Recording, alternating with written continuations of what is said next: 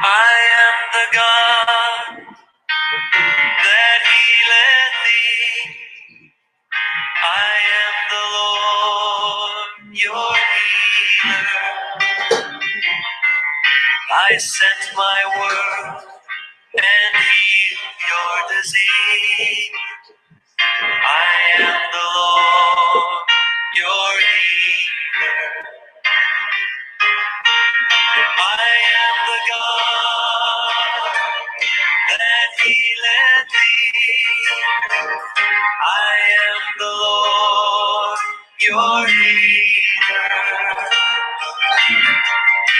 I sent my word and healed your disease.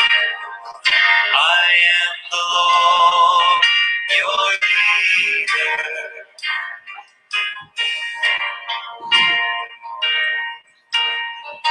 God's name is more powerful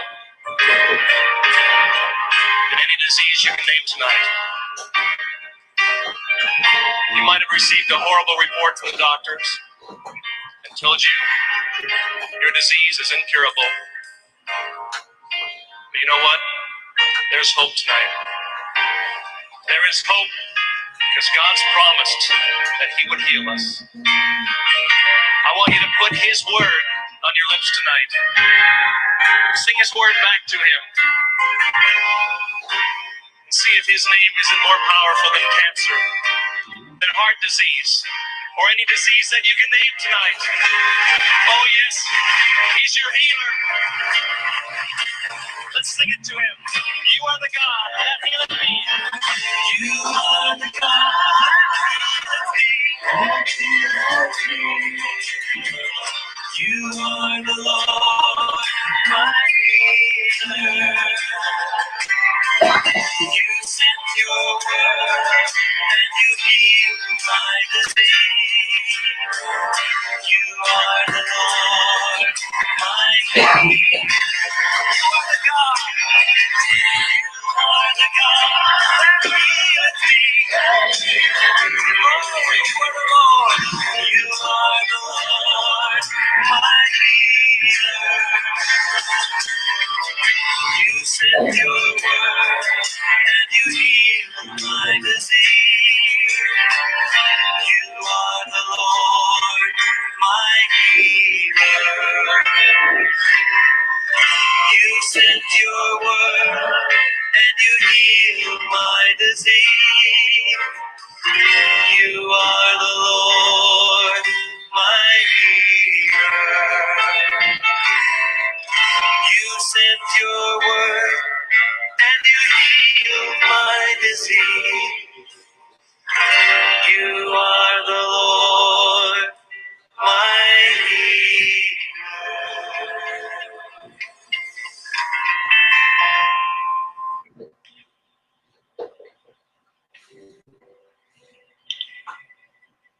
Kapatid, huwag kang matakot sa kalagayan mo ngayon.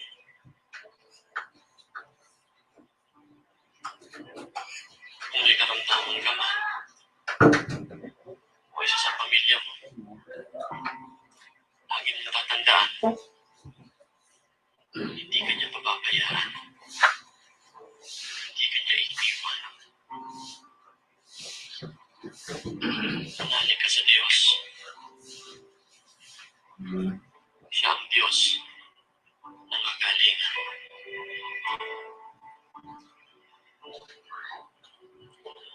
Huwag kang matakot sa iyong kalagayan.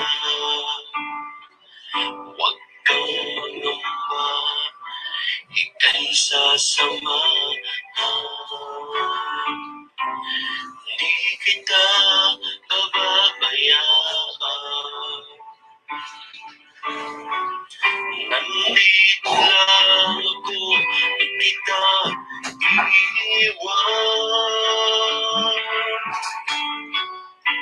Ako ang Diyos ng kagalingan. Nahihipo sa'yo saan man sakit. Ikaw ay gagaling sa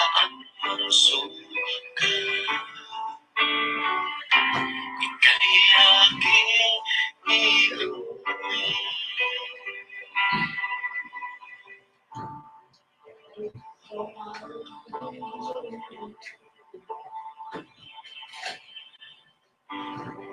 manalig ka sa akin. Ako ang Diyos na makapangyarihan. Kaya kita pag-aalikin. Pagkat walang mahirap sa akin.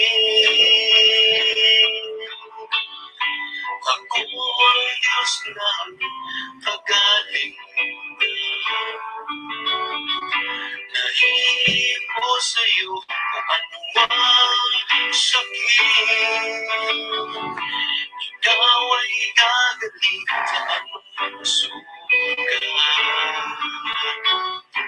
Ika'y aking inuwi.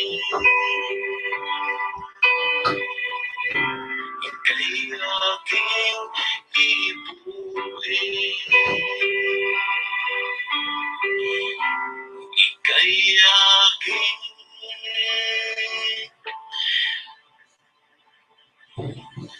yayakapin.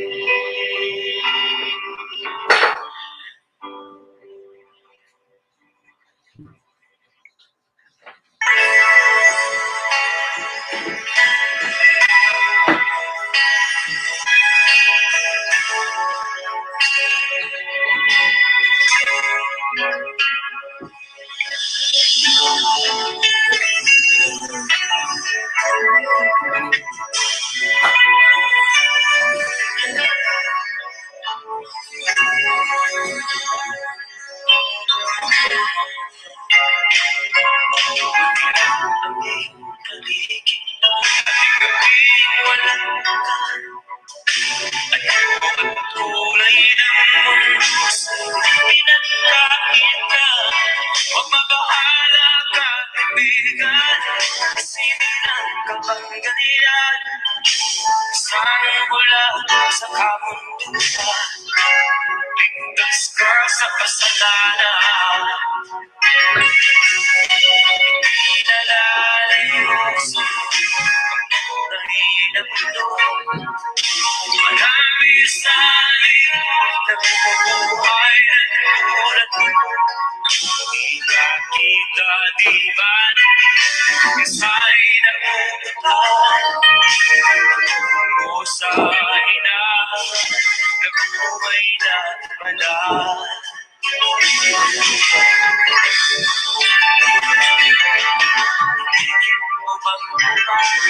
Hindi mo bago ang gawin. Sigaw ng puso't damdamin. Wala sa'yong pumapansin. Sampung daliri kaibigan. Yun ang kanilang pakikinggan. Pipika man ang isinila. Dakila pa sa sinama. Di nalalayo sa kulay ng mundo. Marami sa amin nabubuhay ng tulad mo. Kita ibalik, isa'y nabubuhay. Pagtungo sa ina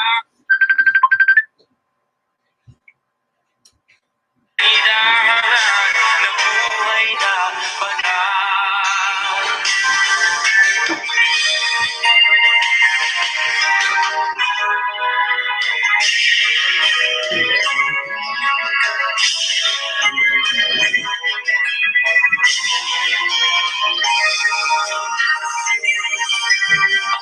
Sa'yo ang puso ka, sa'yo ay mahalan ka. Matahimik mong paligid, ako'y tanay di madidig. Mapalat ka o kaibigan, napakaingay ng mundo. Sa isang binging katulad mo, walang dating, walang kulong. Dinalalayo sa'yo ang kulay ng mundo. Marami sa amin nabubuhay ng tulad mo. Makita di ba din, kasay na pumuntahan, patungo sa hinaharap na buhay na banal. Di makita di ba din, kasay na pumuntahan, patungo sa hinaharap na buhay na banal.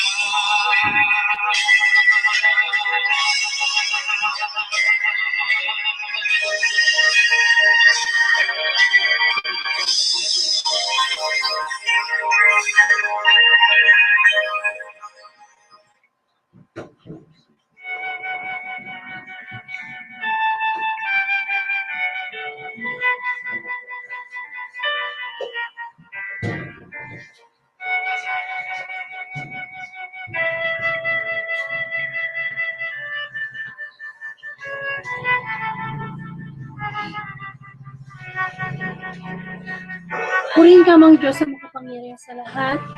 Maraming pong salamat. Muli kami bibigyan mo ng iyong mensahe upang ang kabulagan namin spiritual ay magkaroon ng kagalingan. Ikaw lamang, Panginoon, ang divine healer. Ikaw lamang makapagbibigay sa amin ng kagalingan upang makita namin ang katotohanan sa iyong mga salita. Tayo po'y sama-samang manalangin. Sa ngalan ng Ama at ng Anak ng Espiritu Santo. Amen. Ama sa langit, napakabuti mo. God is good all the time. Sa panahon ngayon ng pandemic, patuloy ka pa rin kumikilos. Yes, Lord, ang buong mundo ay dumadanas sa iba't ibang pagsubok. Gayon din sa aming buhay. Patuloy kami nakakaranas ng kadiliman. Ngunit salamat kung ang iyong mga salita na magbibigay ng pag-asa at liwanag sa amin. Tulungan mo kami, Panginoon. Linisin mo ng aming puso. Patawarin po ako sa mga pagkukulang at kasalanan kong nagawa sa nakalipas na oras. At patuloy akong humihingi ng kalakasang spiritual kasama si Brother June Buena na gamitin mo lamang aming tinig upang maging daluyan ng iyong mabuting balita. Hindi ang kalooban namin, kundi ang kalooban mo ang mangyari sa oras na ito, Panginoon. Nabigyan namin ng paggalang, parangal, ang oras na ito sapagkat live na live ang iyong banal na Espiritu. Kababaan ng loob, Panginoon, ang ipapaloob mo sa amin. Pag nilayan namin mabuti ang iyong mga ipapaihayag na mensahe sa aming Panginoon. Lord, patuloy kang kumilos sa mga darating pang minuto. Ikaw po ang may taas at may hayag. Sapagkat ikaw lamang, Panginoon, ang dakila, ikaw lamang, Panginoon, ang Diyos na nagpapagaling, Panginoong Jesus, ikaw ang aming divine healer. Marami kaming sakit spiritual, Lord. Nakakala lang namin ay wala kaming sakit physical, pero spiritual lahat kami araw-araw. Dinadapuan ng spiritual na kabulagan, spiritual na kabingihan, spiritual na pagiging paralitiko, spiritual na pagiging lumpo, Lord. Kaya sa gabing ito, pagalingin mo kami, Panginoon. We know that you will create a miracle. Lahat ng ito'y dalangin ko po sa iyo, Ama. Sa pangalan ng Anak, Kaisa ng Espiritu Santo.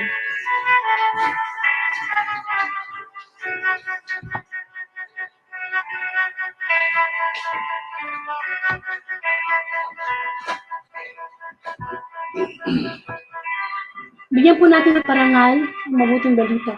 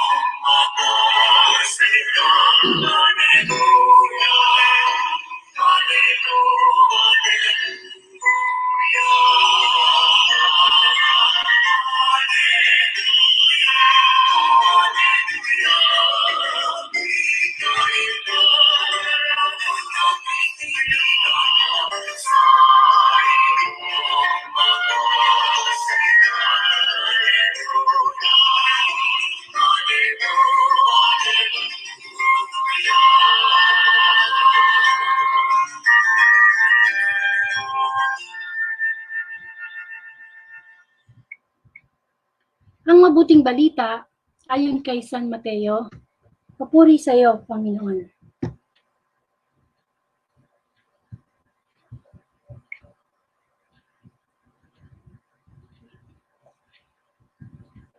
Pag-alis ni Jesus doon, sinundan siya ng dalawang lalaking bulag. Sumigaw sila habang nasa daan. Anak ni David, makapagpo kayo sa amin. Nang si Jesus ay nasa loob na ng bahay, lumapit sa kanya ang mga bulag. Tinanong sila ni Jesus, naniniwala ba kayo na mapapagaling ko kayo? Opo, Panginoon, sagot nila. Hinipo niya ang kanilang mga mata at sinabi, mangyari ito sa inyo ayon sa inyong pananampalataya. At nakakita nga sila. Mahigpit na pinagbilin sa kanila ni Jesus na huwag sasabihin niyon kanino man. Ngunit nang sila'y makaalis, ipinamalita nila sa buong lupain iyon ang ginawa sa kanila ni Jesus. Ang mabuting balita ng Panginoon, pinupuri ka namin, Panginoong Hesukristo. Sa pong pinagpalang gabi sa lahat ng makakarinig ng mabuting balita, welcome po sa The Word of God Daily Gospel. Ito po yung 8 o'clock, gabi-gabi po to, Monday to Sunday Gospel.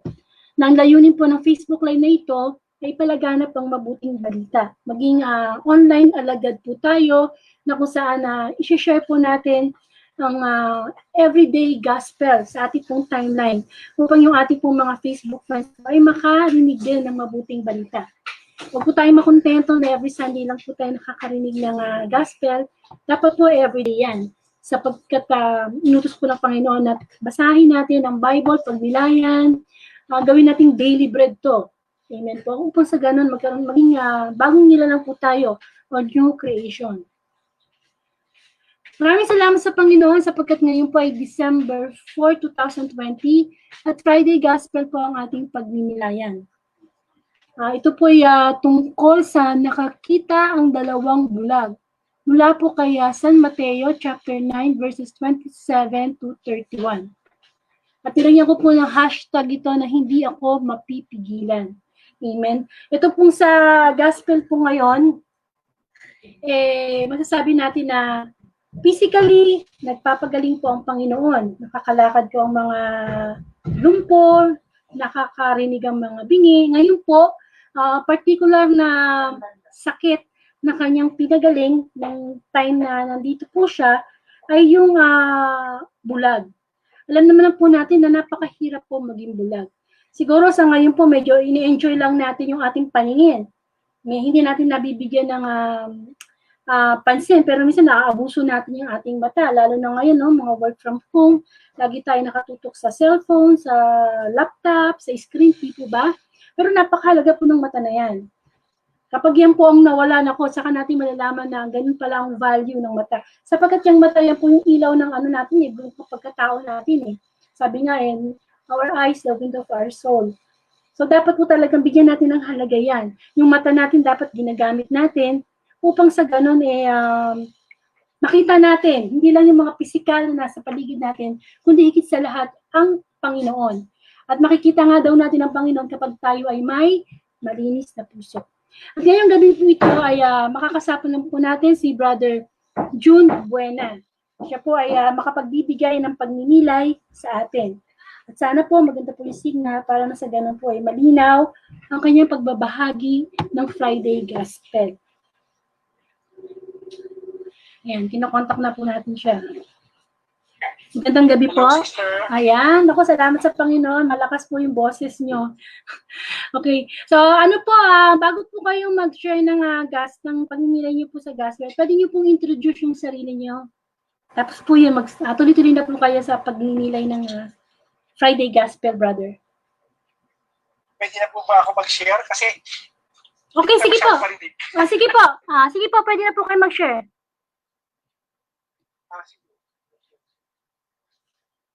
So, isang magandang gabi po sa inyong lahat. Ako nga pala po, si Brother June Buena ng Diocese of Cubao Biblical Apostolate.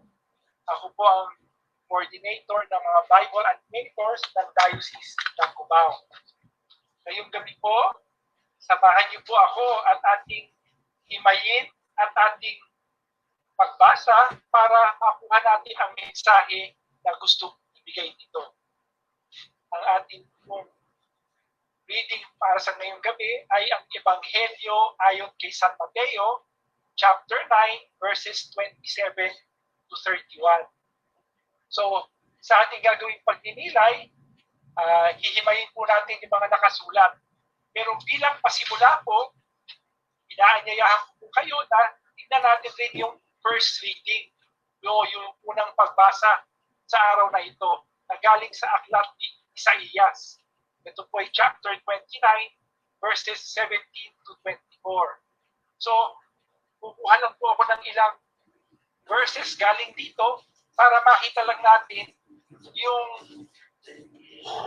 mensahe na gusto iparating rin ng first reading na maiugnay natin sa ating Ebanghelyo. Una-una, sa verse 18, may nabanggit doon na sa panahong iyon, makakakita ang mga bulag. So merong propesya na magkakaroon ng pagkakataon na makakakita ang mga bulag sa isang panahon. Sa verse 23 naman, nabanggit na sa makakakita ng ginawa nung naggawa ng himala, ang kanyang pangalan ay gagalang. Kaya pahahalagahan yung nagpatupad ng himala magkakaroon ng pagkakakita ng mga bulag.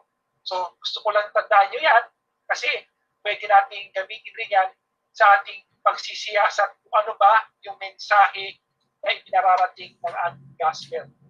So punta na tayo sa ating Ebanghelyo ayon kay San Mateo. Sisimulan ko po sa verse 27.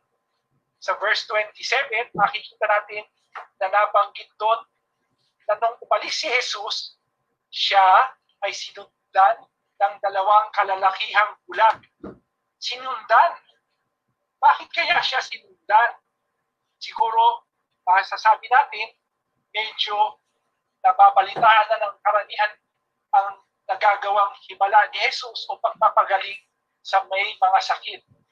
At sigurado, itong dalawang bulag na ito ay maasa na sila rin ay gagaling.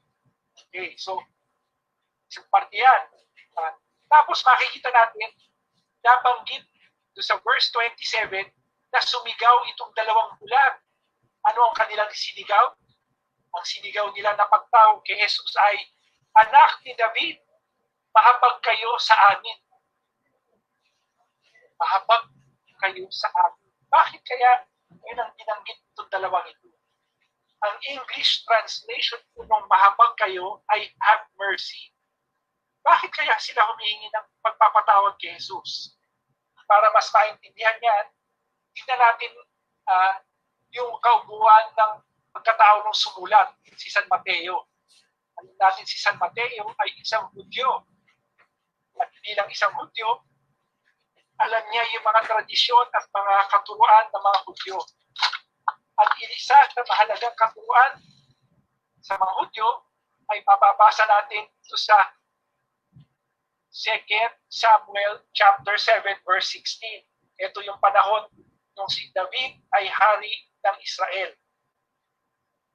Kasi nung panahong iyon, masasabi natin may isang malaking bagay na naganap. At ano ito? Ang Diyos nakipagtipan o nagkaroon ng covenant kay Haring David. At kinasabi niya kay Propeta Nathan na sabihin kay David na isa sa mga pangako binitawan ng Diyos ay na ang isang miyembro ng angkan ni David ay ang magiging hari magpakailanman, isang hari forever. Ano ang kahalagahan niya? Sa panahon na nangyayari itong ating binabasa, ang bayan ng Israel ay napapailalim sa mga Romano under foreign rule. At sila ay pinagpapalapisan dito at sila ay nakakatanggap ng mga pagpaparusa at pagpapahirap.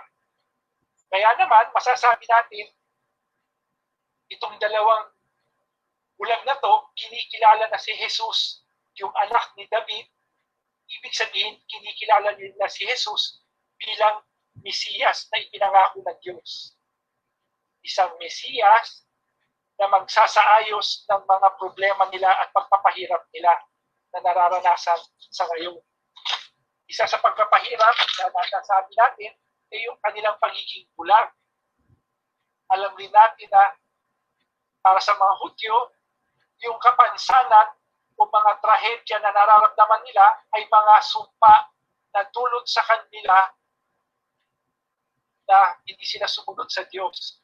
Kaya sa pagdating ng Mesiyas, lahat ito ay magkakaroon ng pagbabago. So ayan, verse pa lang sa 27, meron ng pinahihiwatig sa atin. Sila ay sumunod dahil hindi kilala nila si Jesus at gusto nila pang mas makilala si Jesus. Pagpunta naman natin sa susunod na verse, sa verse 28, mapabanggit na pumasok si Jesus sa bahay. Pumasok sa bahay. Ibig sabihin, nagkaroon ng pagbabago yung lugar. Pumunta sila sa isang lugar na masosolo nila si Jesus o meron pagkakataon na maging intimate sila kay Jesus. Pwede nilang makausap si Jesus ng masinsinan siguro. At dito, nabanggit na si Jesus, kinausap sila at itinanong sila ni Jesus ng pagganito.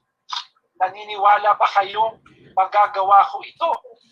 Siguro ang pinag-uusapan dyan yung pagpapagaling na nababasa na siguro ni Jesus yung kanilang intensyon na kanilang paglaki sa kanya.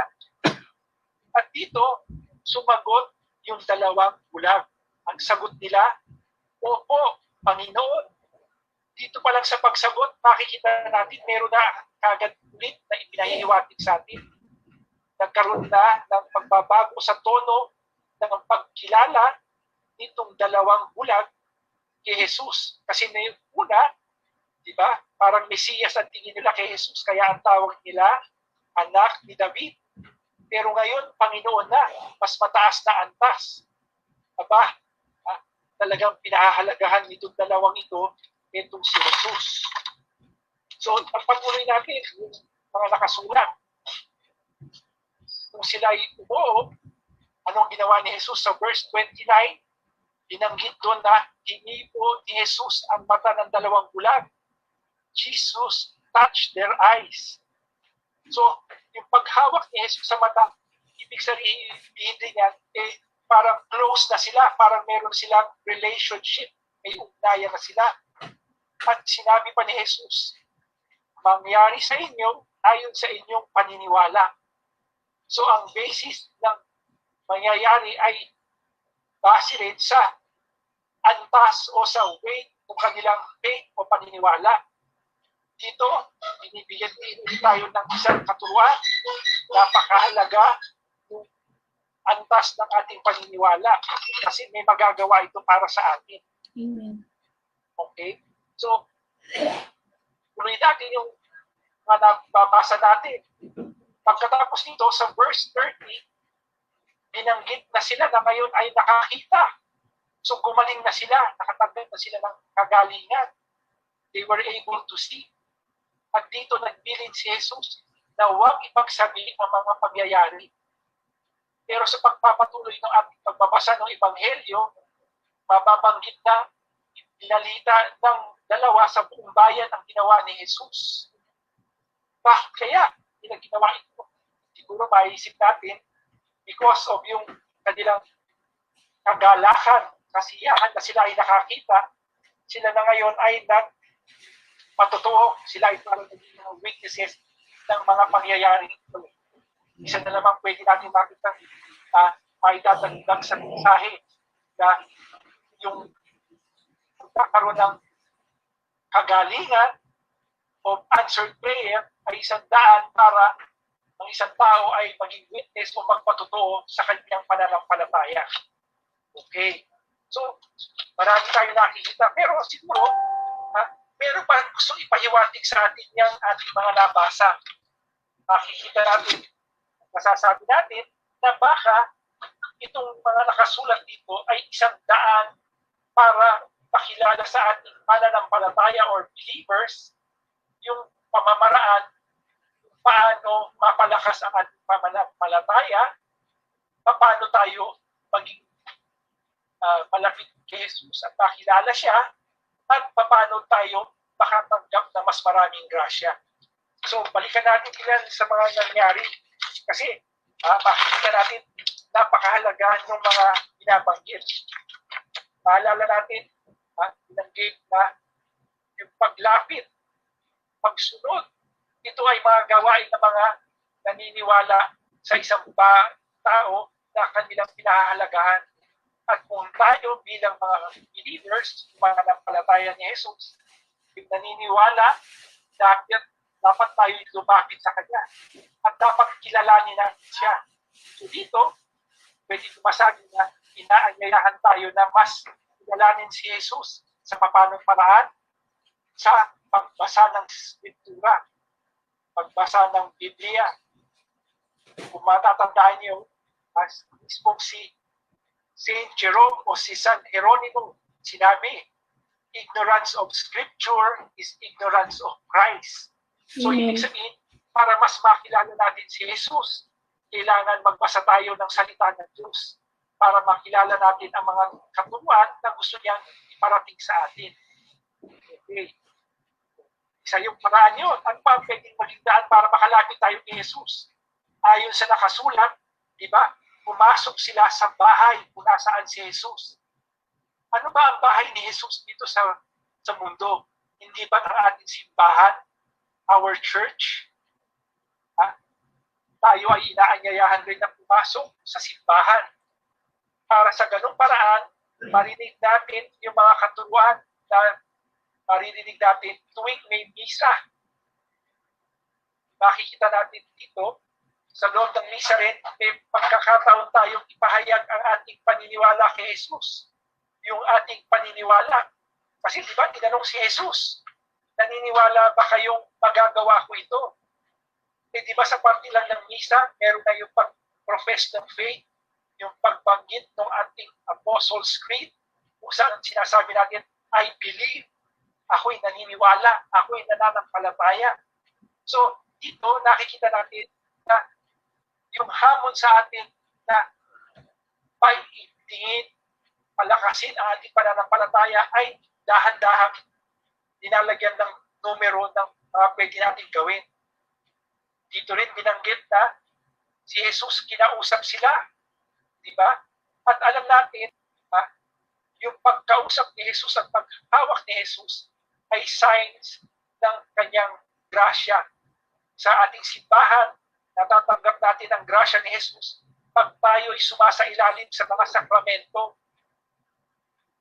Natatanggap natin ang healing pag tayo ay nabibinyagan, pag tayo ay kinakasal, pag tayo ay nagkakatanggap ng confirmation, pag tayo ay nakakatanggap ng komunyon, pag tayo ay nakakatanggap ng pagpapatawad sa ating kasalanan sa pamamagitan ng baptisal. So, isang imbitasyon ulit ito na palawakin, palakasin ang ating pananampalataya at ang ating sarili sa pamamagitan ng paglapit kay Jesus at sa mga gawain iniwan niya sa mga apostol para magamit natin para mapalakas ang ating pananampalataya. Dito natin makikita na sa pagpapatuloy ng ating pagbasa na ang hamon ay lagi sagutan ang pangangailangan natin. Ito gusto gawin ni Jesus, sagutan ang pangangailangan natin. Sa panahon ngayon ng pandemya, makikita natin tayong lahat ay nababalot sa kadiliman. We feel darkness all around us. Tayo ay natatakot. Hindi tayo nakakasiguro kung anong mangyayari sa atin. Ulan din yan ng mga bulag. Hindi ni alam kung anong saan sila pupunta. Paano na yung bukas nila. Pero dito sa ating nabasa, pinakikilala sa atin na ang daan para kaligtas tayo o maka-escape tayo sa mga problema natin ay gawin din yung ginawa ng mga bulag, yung dalawang bulag. Ano ba ang ginawa nila? Hinanap nila ang Diyos. Hinanap nila ang kanyang biyaya. Sinundan nila si Jesus. So, we are asked to seek God and His kingdom. to know more about Him so that we will be able to answer and make our faith strong. Kasi dito, di ba, tinanong sila na yung kanilang pananampalataya o yung faith nila ang magiging susi sa kanilang matatanggap na healing. So, ito ay natin, tayo rin ay hinahamon na palakasin. Paintigin ang ating pananampalataya. Alam niyo po, ngayong panahon ito, makikita natin na ang ating simbahan din ay kumikilos para palakasin ang ating pananampalataya dahil next year po, isi-celebrate na natin yung 500 years ng ating pagiging Kristiyano. So, kailangan natin mapahalagan yung pag-witnessing. Dito, babalikan ko ulit yung nakalagay ko sa verse 31, na nag-witness yung dalawang lalaki, di ba? Dalawang lalaki nag-witness. Pinamalita nila, yan ay isang panawagan sa atin na ipamalita yung mabuting balita. Pero higit pa doon, nakikita rin natin na yung number na binanggit na dalawang bulag ay mahalaga rin pala. Kasi ayon mismo sa paturuan ng mga Hudyo, para maging effective ang witnessing, kailangan there should be 2 or 3 witnesses. Yan naman ay makikita natin sa aklat ng Deuteronomio chapter 19 verse 15. So, kailangan hindi lang isa ang nagpapahayag, kailangan mas marami. Kaya kailangan tayo sa ating pamamahay, kung isa tayong naniniwala, kailangan dagdagan pa natin ng isa para maging mas credible tayo.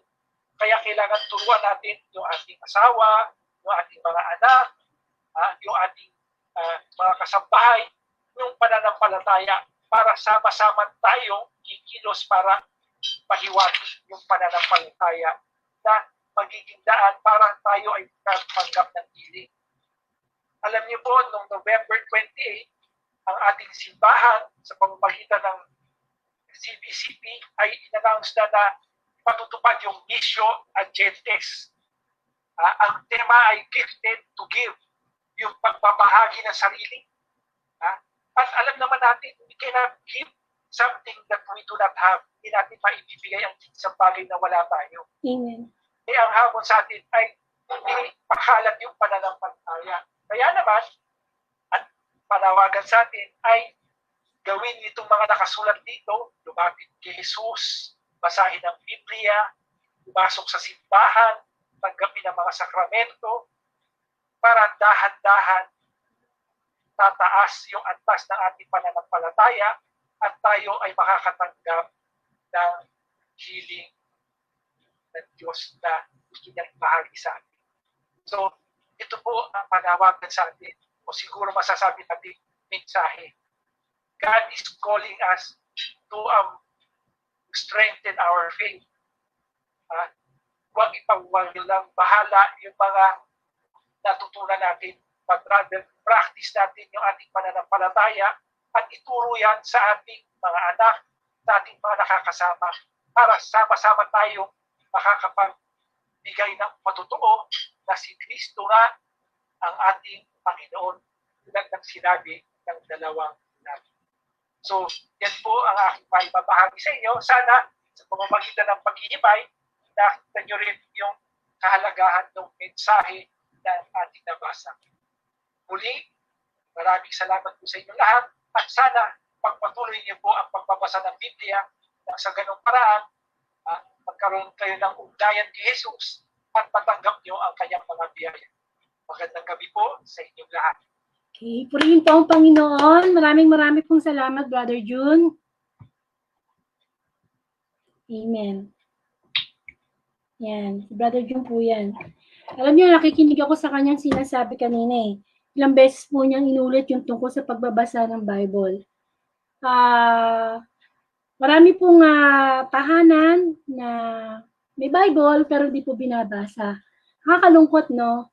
Kung ano pa yung pinakamahalagang aklat sa buhay nating tao, yun ang hindi natin binabasa. Baka yung Bible niyo dyan amoy department store. O kaya yung Bible niyo dyan malutong-lutong pa, di ba? Dapat ang Bible yung nanglalanta na kabubukas. na lumuluma na. Amen po. Kasi ang kamukha ng mga aklat, ng mga books nung tayo nag-aaral, mula nung tayo kinder, naging nursery, kinder, naging elementary, high school, hanggang sa nag-college. Talagang walang estudyante na hindi nakahawak ng libro. Amen. Bakit? Obligasyon natin yun para matuto tayo, kailangan magbabasa tayo.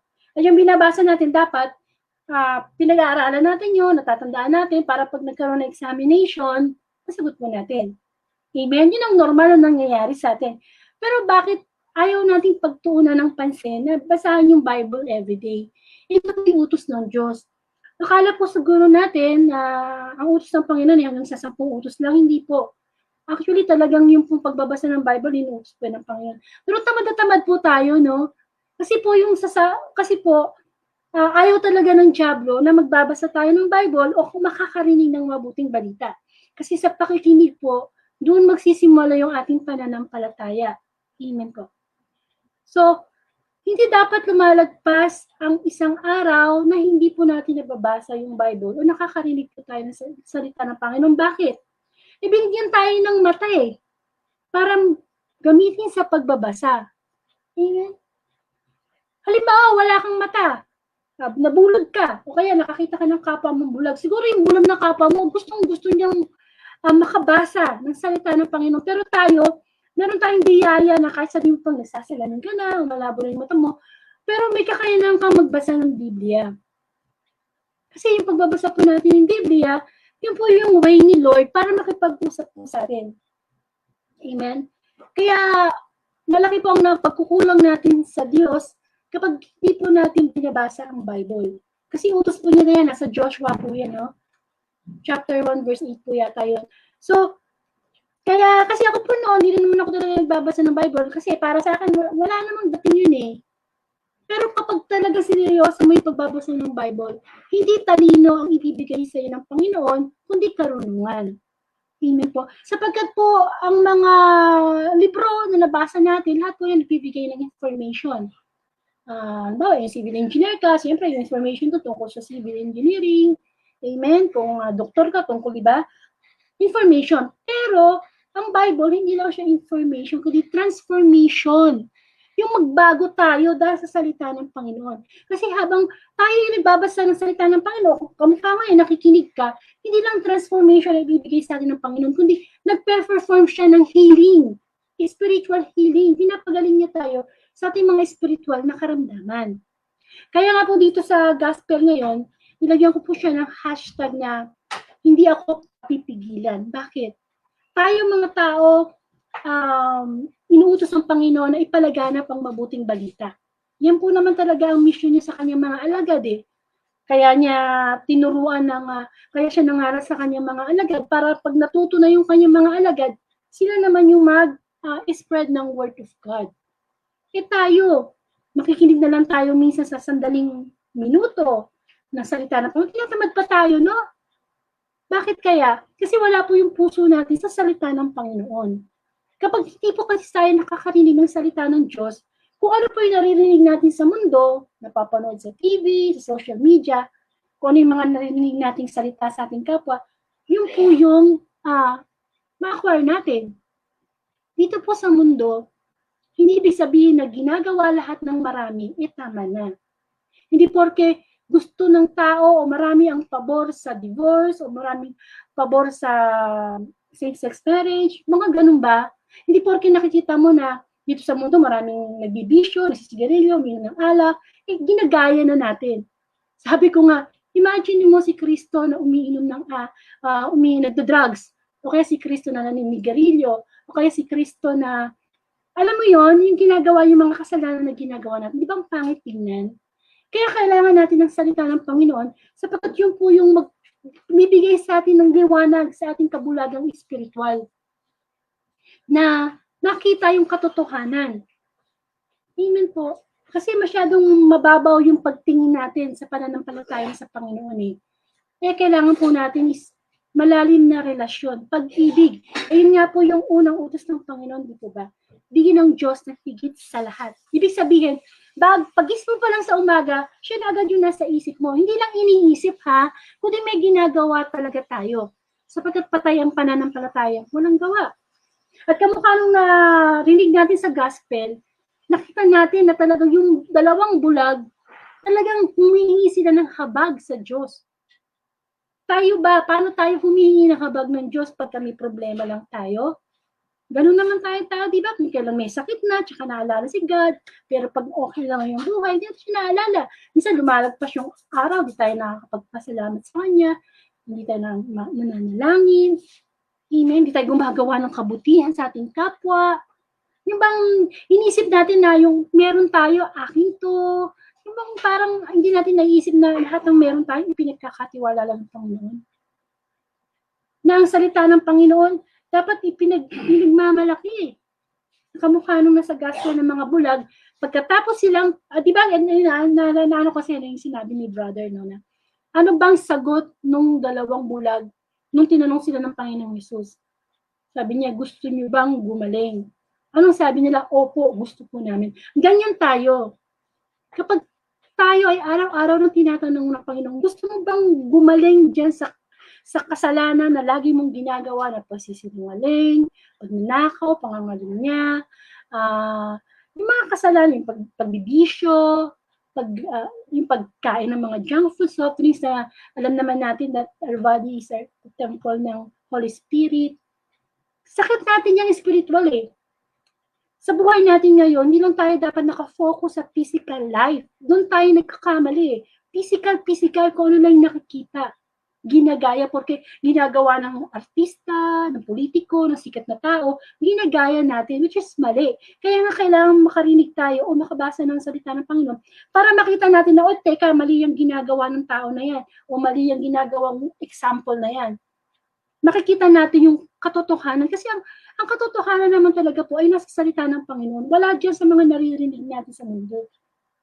Amen? Kaya kung gusto natin gumaling sa ating kinalalagyan na kasalanan ngayon, kailangan buong puso tayong susunod sa ating divine healer. Because Jesus is our Savior. Jesus is the Messiah. Jesus is the Lamb of God. Siya yung kordero ng Diyos. Amen? Hindi natin kayang tumalikod sa ating mga kasalanan na tayo lang. Kasi likas tayong makasalanan eh. Usually, hindi tayo makasunod sa utos ng Diyos kasi lagi nating iniintindi yung, ito gusto ko eh, masaya ako dito eh. Amen? Pag lagi po tayong ganon, nagbababala na ang Panginoon. Amen? Ano bang gusto natin? Kasi tayong tao, nararatel lang tayo kapag nandiyan na yung disgrasya. Kapag halimbawa biglang lumindol, biglang nagkasunod, doon tayo nararatel. Kaya nga sabi ng Panginoon, itong mga salita niya ngayon, inihahanda tayo na makita na natin yung totoo. Kasi ang totoo naman talaga sa mundong ito ay ang Diyos. Ang kayamanan na totoo ay ang Diyos. Walang sinabi yung pinakamayamang tao, pinakasikat, wala yan eh. Hindi naman na yan ang pamantayan ng Panginoon. Kaya sana, magkaroon na tayo ng spiritual na kagalingan. Yung spiritual blindness, mawala na sa atin. Amen?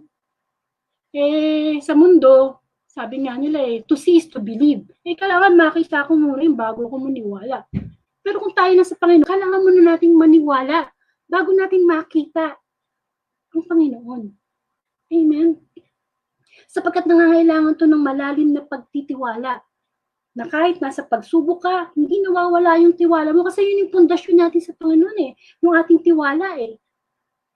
Kasi yun ang nagde-develop ng love natin sa Kanya.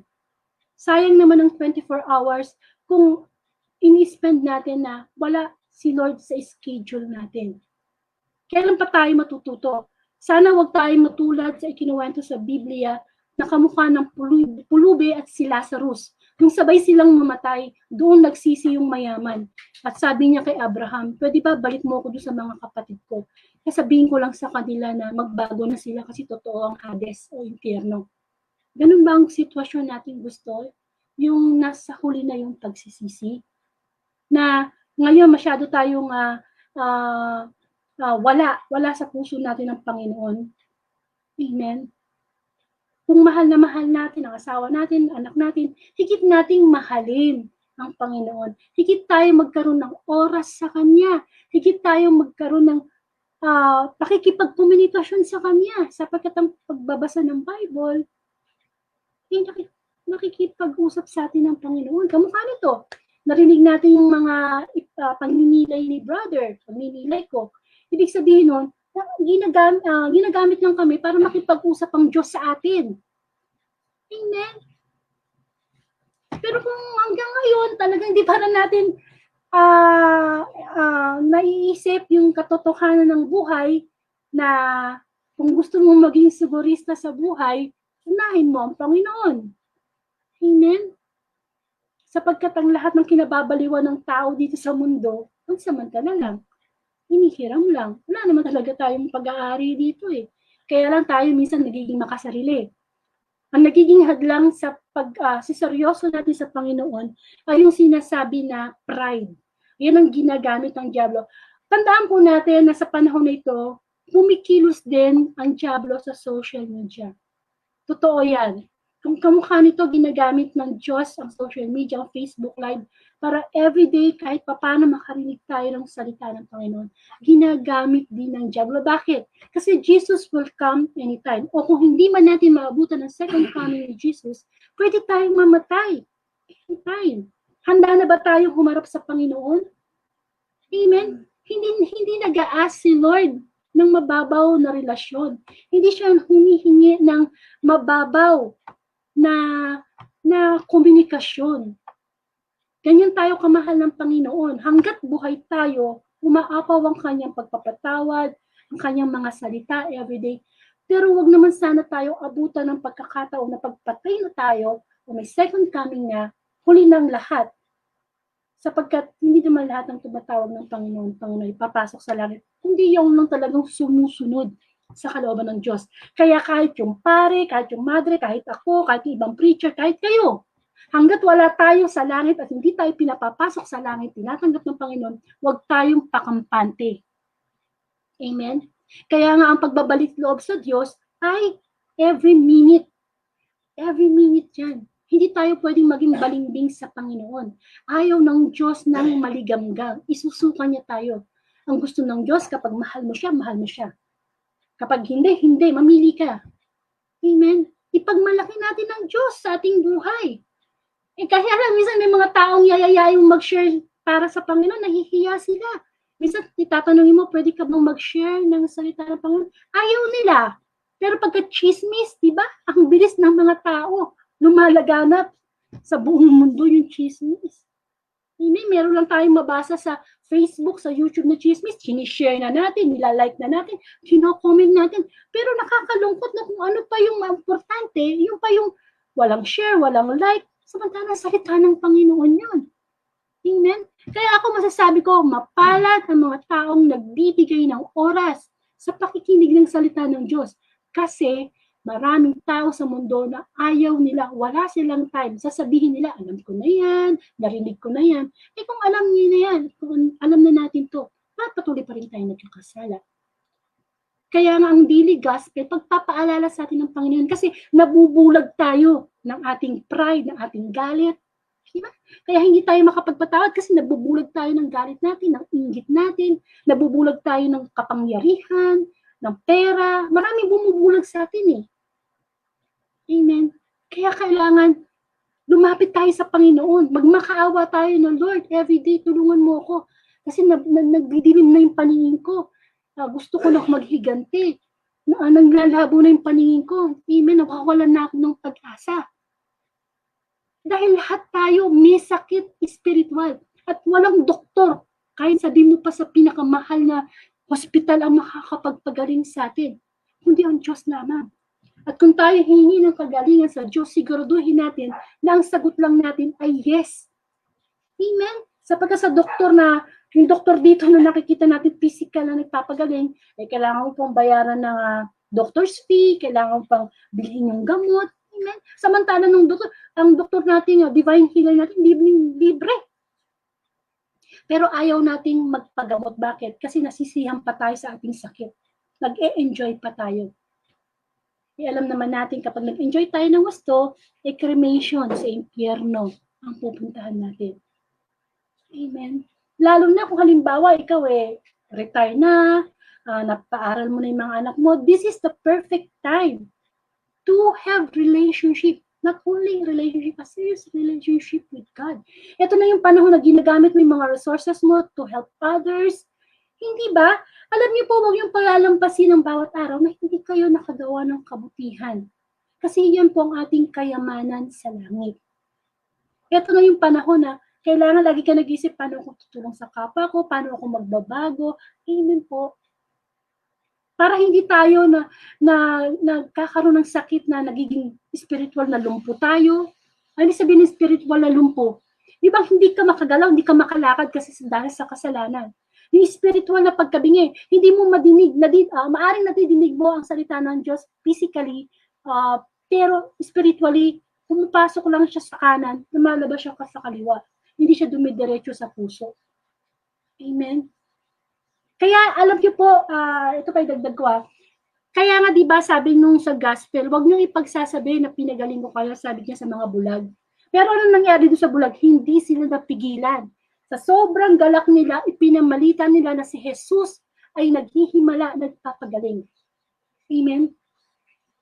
Pero alam nyo, ang gusto ng Panginoon, Jesus, hindi siya makilala dahil sa, nagpapagaling lang siya ng may sakit. Yung para ba yung faith healer, di ba nung naririnig natin yung faith healer, kapag nadinig mo yan, daming, di ba, pumupunta ng tao. Kasi syempre, ang mahal magpagamot Minsan, may mga doktor na sinasabing wala nang pag-asa yan, ganyan. Kaya, umaasa tayo sa mga faith healer. Pero ang Panginoon, hindi naman yun ang habol niya yung maging sikat siya dahil sa nakakakita, hawakan lang yun, nakakakita. Hindi. Behind that story ng mga nakikita natin pagpapagaling ng Panginoong pisikal, ang higit na gusto ng Diyos na pagalingin sa atin ay yung ating spiritual na kasakit. Sapagkat pag yung taong masamang-masama, biglang nagbago dahil sa Panginoon, naganap na sa Kanya ang pinakadakilang pagpapagaling. Higit pa yon sa mga bulag na nakakita, lumpo na nakalakad, yung tayo mismo, pinagaling ng ating pananampalataya, nagbalik loob sa Diyos. Yun, pinagaling tayo. Unti-unti tinanggal sa atin yung mga bisyo, unti-unti tinanggal sa atin yung pagiging makasarili. Yun ang kagalingan ino-offer ni God. Upang sa ganun, makapasok tayo sa hospital, sa langit. Ibig sabihin, yung isang lugar na kung saan nandoon yung talagang perfect doctor natin, perfect nurse natin, yung talagang mga, yung pakiramdam natin is wala na yung, unti-unti na nating natatanggal ng ating kahinaan dahil sa Panginoon. Amen? Pero syempre, pag nasa langit na tayo, wala na sakit, wala nang problema, wala nang inggit, wala na yun. Kaya pagkaasamin natin na makarating, makapasok sa langit, yung bang masulat sa Book of Life yung ating pangalan. Amen? Mahirap naman. Nakamukha nga yung gospel kagabi, di ba? Anong sabi ng Panginoon? Hindi kita nakikilala. Kaya huwag natin sasabihin na, Lord, nasisimba ako tuwing linggo. Lord, kilala kita, anak ka ng Diyos, ganito. Lord, tumulong ako sa kapwa ko. Hindi. Kailangan ng pagsunod natin sa Panginoon, may kababaang loob. Kasi napakahirap na haharap tayo sa Diyos sa Judgment Day at sasabihin niya, ikaw brother, ikaw sister, di kita kilala. Samantalang siya ang lumikha sa atin, ibig sabihin ng Panginoon nun, hindi niya tayo kilala sapagkat time na siya nangangaral ng salita ng Panginoon, everyday na nagkakaroon ng Facebook Live, hindi natin siya kinikilala. Hindi natin siya binibigyan ng panahon. At mahirap magsisi sa huli.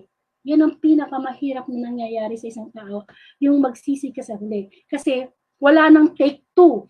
Kapag tayo namatay at hindi tayo sa langit nagpunta, wala nang take two. Pupunta tayo sa isang dagatang apoy, araw at gabi, parusa. Samantalang sa langit tayo, walang katapusang ligaya. Kasama natin ang ating likha. Kaya masasabi natin na mag-decide na tayo. Amen? Hindi naman natin pinag-uusapan dito kung mayaman ka, matalino ka, bata ka, hindi.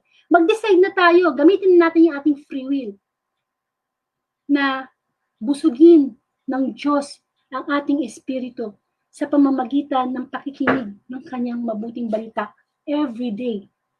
Every day. Bakit? Sayang naman ang pagkagising sa atin ng Diyos kung hindi tayo nagbibigay ng oras para sa Panginoon. Huwag natin kakalimutan na mamaya matutulog na naman tayo. Lagi ko yung sinasabi gabi-gabi. Matutulog na naman tayo. Saan? Sa ating mga ataol. At anong ating ataol? Ang ating kama. At ang Diyos na ang may hawak ng ating free will.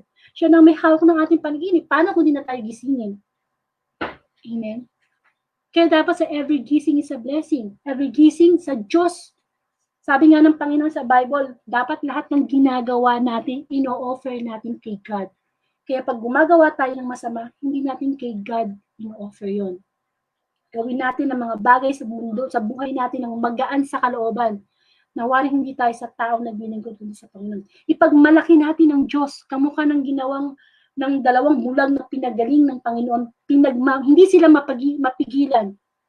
Yun ang gusto ng Panginoon. Siya yung pinagmamalaki natin. Ikaw, kaya mo bang ipagmalaki ang Panginoon? Kahit hindi na sa salita, kahit sa gawa na lang, makita sa atin na kaya tayo gumagawa ng mabuti dahil sa kalooban ng Panginoon. At ito po ang tanong sa atin ng Panginoon sa gabing ito. Kaya mo ba na huwag papigil sa paggawa ng mga kabutihan para tuluyan ng gumaling ka sa pagkabulag mong espiritual? Ibig sabihin, kahit anong hadlang, yung bang may pagsubok ka, may sakit ka, may mga taong galit sa'yo, hindi ka papipigil para ihayag mo ang kabutihan ng Panginoon. At alam niyo, walang pinakamasarap gawin sa buhay, kundi yung lagi mo ipagmalaki ang Diyos. Kasi karapat dapat lang naman siyang ipagmalaki. Kaya wag natin ikahihiya.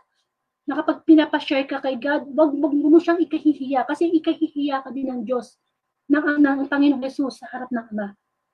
Amen? Kailangan ipagmalaki natin, ipagsigawan natin para lagi tayong nasusuplayan ng maintenance ng kagalingang kabulagang espiritual. Sa atin, napakahalaga ng physical na pagtingin. Subukan mong mabulag, wala tayong direksyon, mangangapa tayo. Pero hindi natin namamalayan. Minuminuto pala bulag tayo sapagkat hindi natin makapa. Hindi natin makita yung direksyon patungo sa katotohanan. Tayo po'y manalangin. Salamat Panginoon sa muli mo pagpapaalala sa atin na tunay nga na nakakalimot kami. Bulag na bulag kami sa mga ino-offer ng mundo. Mga bisyo na nakakasira bilang imbis na ikaw yung nagiging templo ng aming katawan. Hindi Lord Matigas ang ulo namin, matigas ang puso namin. Lagi namin sinusunod yung gusto namin. Hindi ang human will, hindi ang God's will. Bulag kami, Panginoon, sa katotohanan. May galit kami sa puso namin. Hindi kami makapagpatawad. Ang yabang namin, Panginoon. Ang taas ng pride namin. Bulag kami, Panginoon. Lahat ng mga bagay na ginagawa namin na nagdudulot sa amin sa kasalanan, nabubulag kami ng diablo. Salamat, Panginoon, sa patuloy na biyayang pinagkakaloob mo, physical and spiritual sa aking pamilya. Gayon din po, pinapanalangin ko po ang pamilya ng Balosa, pamilya po ng Abelia, pamilya po ni Brother Buena, pamilya po ng Francisco, pamilya po ng Felipe, at lahat po ng mga Facebook friends ko, at lahat po lang sa buong mundo, pinapanalangin ko po na bigyan niyo kami ng liwanag ang aming mga espiritual na mata na makita ang katotohanan. At sinabi mo nga po sa iyong salita, tanging ang may malinis lamang na puso ang nakakakita sa iyo. Lord, dalangin ko po bukas na ang Zumba, ang Move as One with Dance Ministry. Ito po pasayaw. Alas 7 po ng umaga, Lord. Dalangin ko po na pagpalain mo ang grupo na ito, magkaroon po ng magandang panahon bukas upang makaraos ang kasiyahan ito ng sama-sama ng mga nanay, mga tatay na magsasayaw. Panginoon, patnubayan mo po ang katagumpayan ng event na ito. Gayon din, Lord, patuloy kong pinapanalangin na more projects to come kay Engineer Ton Dorde. At salamat po sa mga projects na natapos na. At gayon din po, ang panalangin ko po kay Sister Angel Cunanan, na operahan po siya sa December 10 sa brain tumor. Napakahirap po ng may sakit. Kaya sana po bigyan natin ng halaga ang ating physical na katawan. Huwag po nating abusuhin sapagkat pag tayo nagkasakit, tayo din po ang mahihirapan. Pero tulad ng gospel, sinasabing higit sa lahat, baka mamaya wala nga tayong brain tumor, pero yung pala, ang tumor natin ay spiritual, na tumutubong bukol na nakakapagpalabo sa paningin natin sa katotohanan.